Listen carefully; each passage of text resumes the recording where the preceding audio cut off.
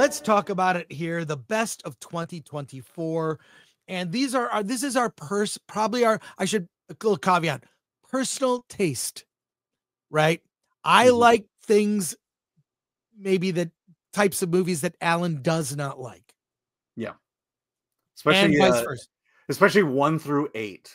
It's just, yeah. It's just, okay, I kind of like that one. I kind of like numbered them yet. How are we? We didn't even talk about how we were going to do this, but I see that Alan already has. I have a PowerPoint. A PowerPoint. I just made a Google Doc and I didn't even number them. So I'm going to be doing my homework at the last minute. It reminds me of a high school and college when I would get up at 5 a.m. to write an essay for school. But Alan, tell me about your best of 2024. Right. Look at this. Look at that. How professional. Okay, let's just say for 2024, the last 2 years, I have had films that I became an advocate for, where I said, you need to see this film. This film, to me, is the best movie of the year. Last year was American Fiction. The year before was Everything Everywhere All at Once. This year is the first year where it's, I don't care about any of these films. I have my favorites, but it's not something I would go out of my way and say, you need to see this movie. Right. So this is the preamble to my list. So things, this list will probably change next week or the week after, but let's can I just say up front that you are totally you're leaning into your Asianness. Yeah. You want to get an A++. As far as I just tell you right now, you already won. You beat me. I concede. I know. It's like, I can do a Google Doc. How? I did this in 10 minutes. I don't know how you. Clearly, I'm using a template that it doesn't matter. You already beat me. But let's see. I'm curious. Okay, here we go. Number 10, music by John Williams, documentary on Disney Plus. Yeah.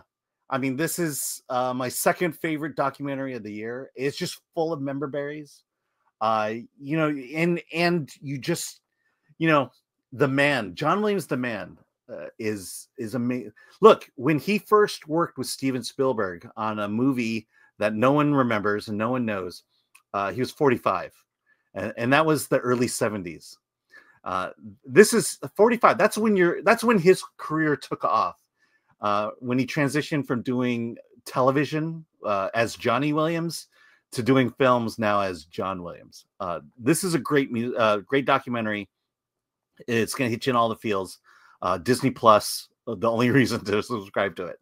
Here we go. Number 9 is Unsung Hero. This is the faith-based movie based on the I forget the name of the family, but if you're familiar with Rebecca St. James, this is my favorite faith-based film in a long time. I cried at the end of it. Very touching, and its message in terms of God's providence in your life, the way he makes miracles happen in your life. That's Unsung Hero. Go out and see it. And I believe it's Lionsgate who actually put this out. Number 8 is My Old Ass. This one just kind of snuck up on me. The first half of this movie was a Gen Z girl droning on, and then when she takes pills, takes some psychedelics. Oh yeah, she takes mushrooms and then meets her future self. This movie just really takes off and has a very touching ending. Number 7 is Better Man. Just came out in weekends. Yeah, look, this one I will watch over and over again. It's a musical from the director of The Greatest Showman. We talked about this one. It's a very typical story about a talented singer, rock star, who gets thrust into celebrity way too early in life, gets into drugs, sex, everything. And but at the same time, it's very self-aware. The Robbie Williams, he's had to come to grips with the person he was compared to the person he is today, and it just plays out in this movie. The music is great. There's a music video of the song DJ Rock that is amazing in terms of crafting a music video. I love everything about this movie. I've seen it 3 times already. Maybe I'll Yeah. Okay. Number 6, A Complete Unknown. Wasn't planning on liking this movie. Timothée Chalamet does an amazing job portraying Bob Dylan. It's got Dylan music all throughout. We've gotten the comments. Not everyone's into Dylan, but this is a good one and a great story to go along with it. Number 5, Am I Racist? Wow. Yeah. Wow. Shocking. Maybe this is the movie I advocate for. Yeah. Yeah. But we talked about this ad nauseum. This is a great movie. Just like I said, the reason I have never been a liberal is because I'm far too well. I understand far too well the hypocrisy of liberalism and what it can become, and we've seen that happen over the last few decades. And this just calls it out in a humorous and funny way. Well, I like liberally putting like gravy on my mashed potatoes, like to liberally cover it, and the turkey during Thanksgiving. So yeah, exactly. And there's hypocrisy on both sides, but it's more funny when it's done to the left. Number 4, The Substance. Wow, I'm shocked that's on your list. A horror movie. Yeah, I mean, horror movie, boobs, everything. Look, this is a grotesque movie. It's a body horror movie, but there's a message behind it, and I think that's what really put it over the top. So for me, look, if you're gonna do this stuff, what happened? Okay, if you're gonna do this kind of movie, if you don't have something to say, I'm going to tune out. But this movie has something to say, and I stuck with it throughout. I mean, it gets really gross at the end. It gets really disgusting at the end. But again, there's a message behind it. There's the filmmaker has something to say. Number 3, Anora. Wow. Yeah. Again, this is another one that I didn't expect to like. And I think, again, a lot of these movies that I like, it's all about the ending. And for me, the ending just kind of nails it in terms of to write a great ending. Anora has it. The events leading up to this ending is wacky, crazy, out of control. Mikey Madison here, a very interesting character to create. And again, that ending. Okay, number 2. Here we go. Ooh. Number 2, Wicked. All right. Sorry, I love musicals.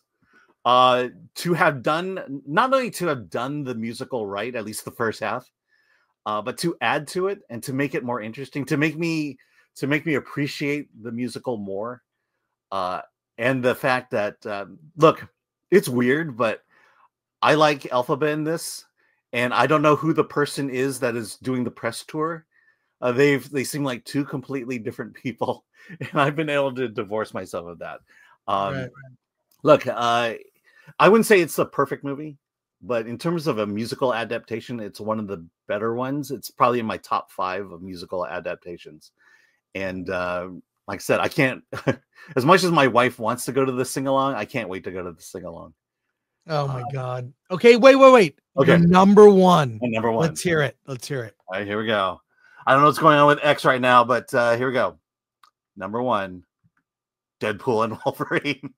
Wow. I would not have expected that. I mean, it's mainstream, but I saw that movie 4 times and had a great time every time. Yeah, I mean, that's just it.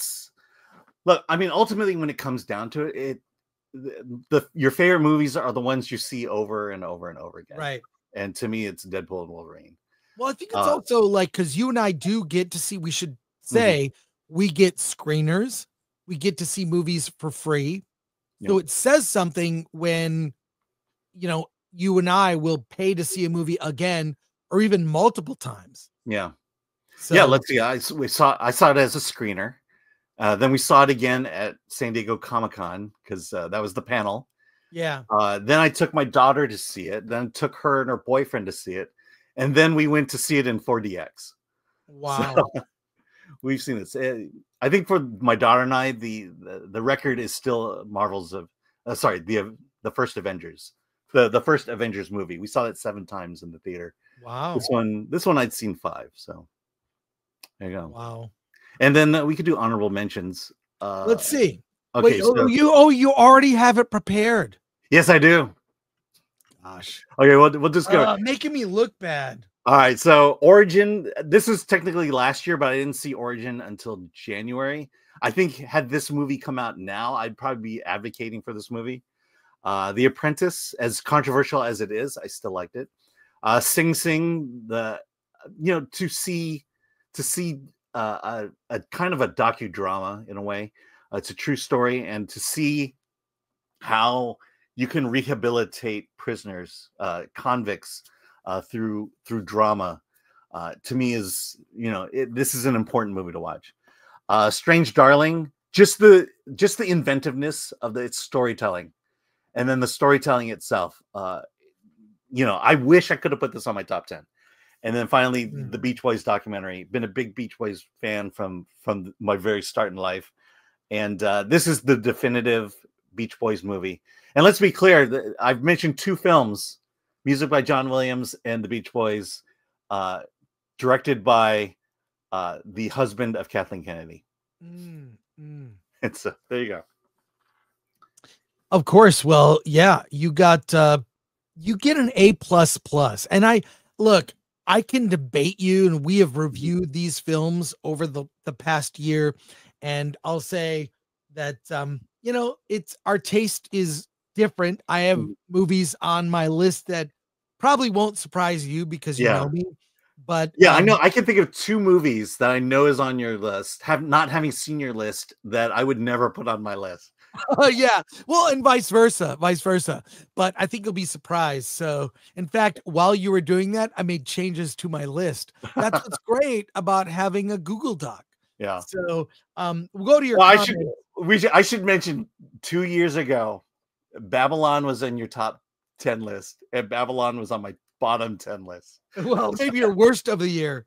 Yeah. Worst of the year. So we will get to my list here. I'm going to show you mine, which I think next time what I'm going to do is I'm going to send you my list and have you make me I'm going to have you do my homework. Actually, Lori offered to do it for us. I should have taken her up on it. Anyways, I know I should. Here's my list, and you're going to see it all at once. Very anticlimactic, but you'll see where we intersect. Okay. I got is my best of 2024. The Substance, number 1. Dune Part 2, number 2. 3, Deadpool and Wolverine. 4, Nosferatu. 5, Anora. 6, Am I Racist? 7, Strange Darling. 8, The Coffee Table. 9, A Violent Nature. And at number 10, Wicked. I do have some honorable mentions. Hold on, by the way, what is your favorite? What is your number 1?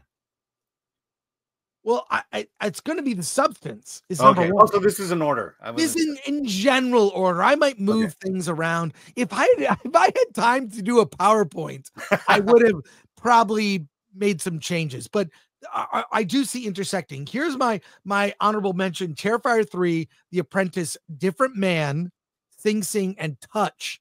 I don't think you saw Touch. It came out early. No, I did see Touch, but I wasn't that touched by it. It's you know what? I like romantic films. I like romance. What can I say? I'm a romantic. So, but Sing Sing, I don't think you've talked about Sing Sing. Well, I saw it late in the year, and I really loved it. It was, especially knowing the behind the scenes of that movie, and it's how art is used as therapy in the prison system, and how these inmates become actors and writers, and how it like heals their soul. I mean, I was really taken with it. And so many people who worked on that movie are former inmates. And I was confused when I saw it. I thought, is this a documentary? But Coleman Domingo's in it. So yeah, Sing Sing, not on my top 10, but in the honorable mentions. So, so there you go. There's my best of 2024.